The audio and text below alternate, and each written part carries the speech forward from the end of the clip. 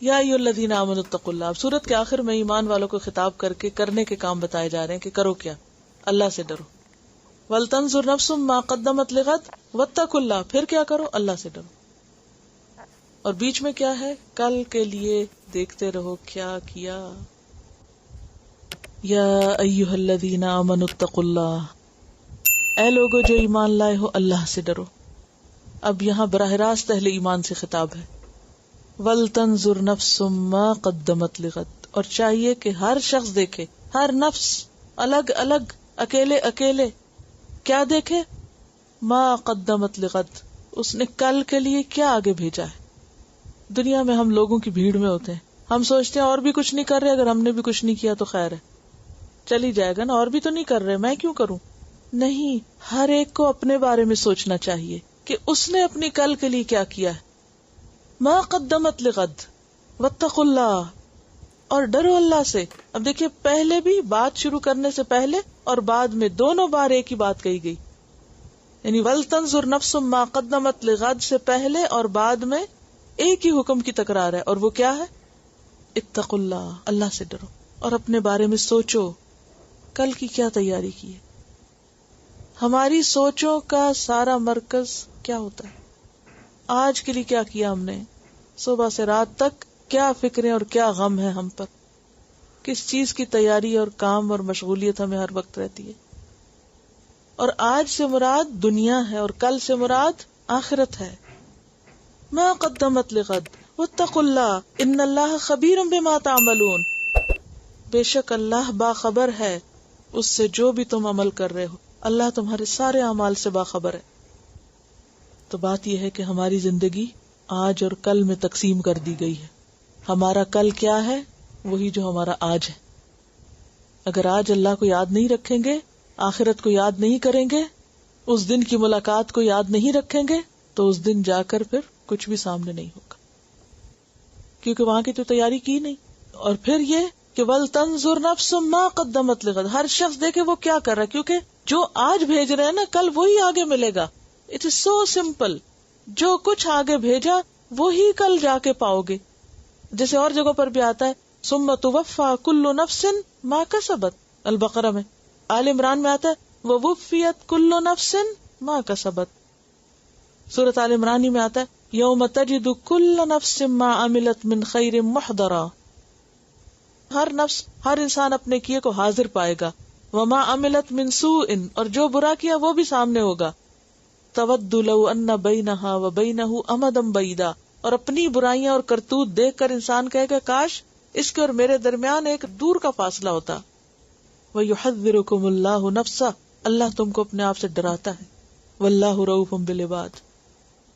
تو بات یہ ہے کہ کل کا انحصار میرٹ پہ ہے. میرٹ، اگر میرٹ سے کم ہوا نمبر، میرٹ پہ پورے نہیں اترے تو کچھ نہیں ملے گا. دنیا میں کسی خاص یونیورسٹی میں کسی خاص جگہ پر داخلے کے لیے جو میرٹ ہوتا ہے اور جو اس میں پورا نہ آئے، چاہے وہ کسی رئیس کا بیٹا کیوں نہ ہو، وہ نہیں داخل ہو سکتا.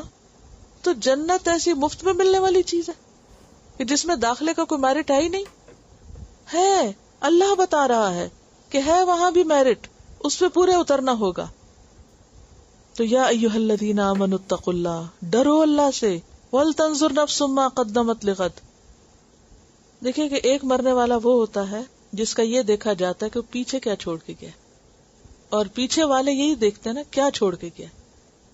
جو ہی کوئی شخص مرتا ہے تو سب لوگ کٹھے ہوتے ہیں، کیا باتیں چیم گوئی ہوتی، کتنے بچے چھوڑے، کیا مال چھوڑا، کیا چیزیں چھوڑی. اور مرنے والا وہ کیا سوچ رہا ہوتا ہے، کیا آگے بھیجا، مجھے وہاں کیا ملے گا. جو کمایا وہ تو پیچھے والوں نے لے لیا، اس نے آگے تو کچھ بھیجا ہی نہیں تھا. اور جب وہ اللہ کے پاس پہنچے گا فوفاہ حسابہ، خالی ہاتھ پہنچے گا اور اپنا حساب سامنے پائے گا. تو ہم میں سے ہر ایک کو کل کے لیے سوچنے کی ضرورت ہے کہ وہاں کیا جمع کرا چکے ہیں، وہاں کے لیے کیا رکھا ہوا، پاس کیا ہے اور وہاں کیا ہے.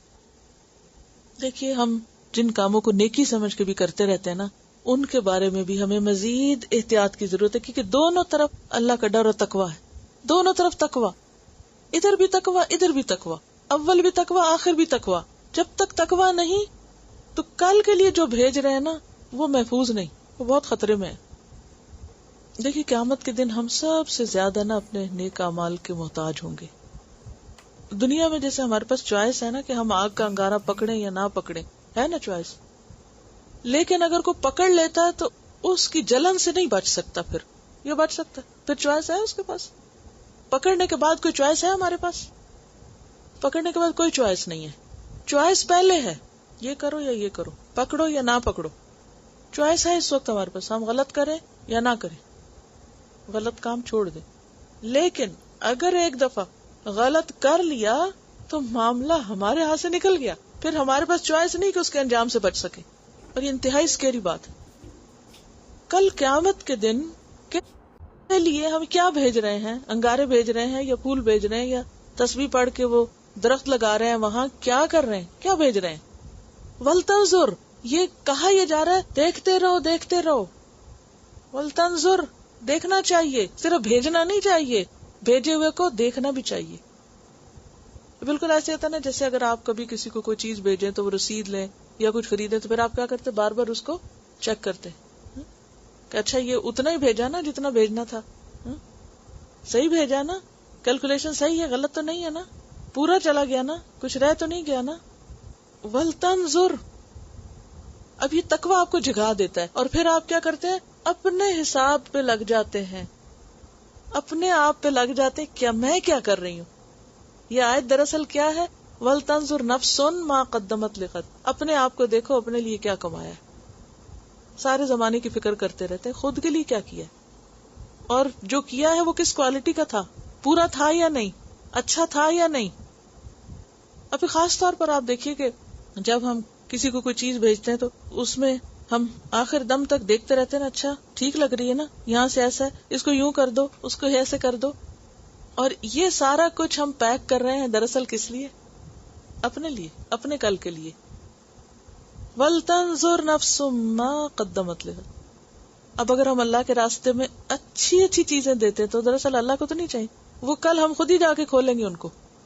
سمپل اتنا ہے کہ بس ہم یہاں سے اٹھا کے وہاں ٹرانسفر کر رہے ہیں، ہے آج بھی ہمارا تو کل بھی ہمارا ہی ہے، صرف یہ ہے کہ آج ہم جو کچھ ختم کر دیں بس ختم، لیکن اگر ہم نے اس کو کل کے لیے بچا لیا اور اللہ کے پاس ڈپازٹ کرا دیا یا اللہ کے پاس جمع کرا دیا تو وہ پھر کل ہم اس کو لینے کے حقدار ہو جائیں گے۔ جب ہم اللہ کے نام پر، اللہ کی خاطر کسی کو بھی کچھ دیتے ہیں، کسی انسان کو کچھ دے رہے ہوتے ہیں یا کوئی کام کر رہے ہوتے ہیں، عام طور پر ہمیں یہ احساس کم ہی ہوتا ہے کہ یہ ہم اپنے لیے کر رہے ہیں۔ ہم دل دل میں احسان جتاتے رہتے ہیں، یہ میں اس کے لیے تھک رہا ہوں، میں یہ اس کے لیے کر رہا ہوں، خواہ ہم بچوں کے لیے کریں، خواہ ہم شوہر کے لیے کریں، خواہ ہم ہمسایوں کے لیے کریں، ہم کسی کے لیے بھی کوئی کام کریں، یعنی اپنے ذاتی کاموں کے علاوہ کوئی بھی جو کام ہم کریں، تو عام طور پر شیطان دل میں کیا ڈالتا ہے؟ کیا ڈالتا ہے؟ گھر کی صفائی کیا سوچ کے کرتے ہیں؟ اصل میں پتہ کیا ہے، جیسے ہماری بچپن سے تربیت ہوئی ہے نا، جو ہم باتیں سنتے رہتے ہیں نا، تو ایک پیسو وہ جو ہم پر ایک پولوشن کے اثرات ہو چکے ہیں نا باتوں کی، کہ تمہارے لیے تھک رہی ہوں، تمہارے لیے کیا ہے، تمہارے لیے تمہارے لیے تمہارے لیے۔ اب وہ کیا ہے بھائی؟ اپنے لیے ہے، تمہارے لیے نہیں ہے۔ جو بظاہر کسی کے لیے ہے نا وہ سب اپنے لیے، اور جو جتنا خوبصورت طریقے سے کسی کے لیے کر رہے ہیں نا وہ کل اتنا ہی خوبصورت ہو کے لوٹے گا، کئی گنا بڑھ کر۔ لیکن ہم اکثر چیزوں کو احسان جتا کے ضائع کر دیتے ہیں۔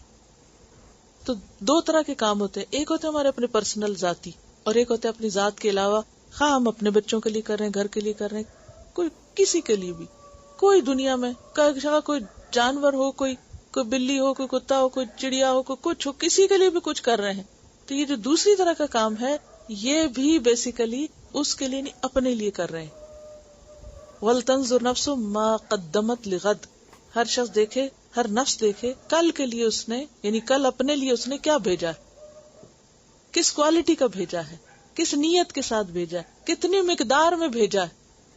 مثلاً اگر آپ 2 سے 4 نفل پڑھ لیتے ہیں، خشوع و خضوع سے نماز پڑھ لیتے ہیں، تو اس میں بھی کیا دیکھنے کی ضرورت ہے، کس کے لیے ہے وہ؟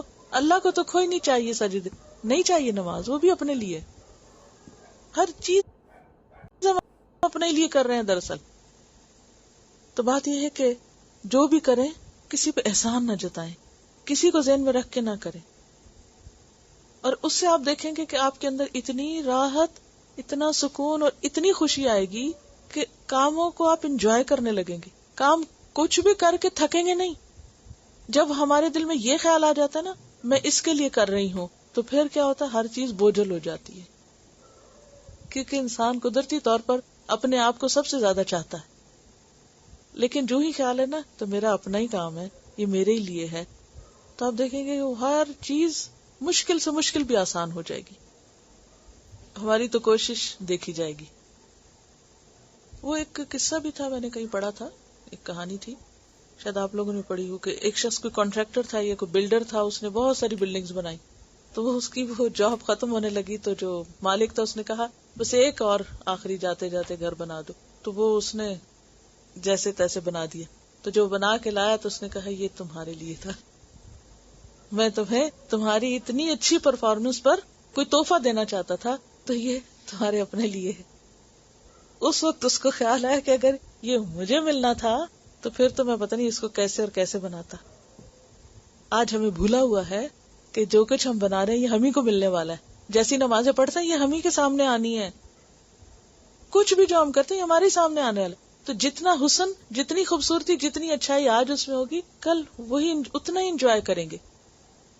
واتقوا اللہ ان اللہ خبیر بما تعملون. اللہ کو سب پتا ہے جو کچھ تم کر رہے ہو، ہر چیز کی خبر ہے، سب جانتا ہے.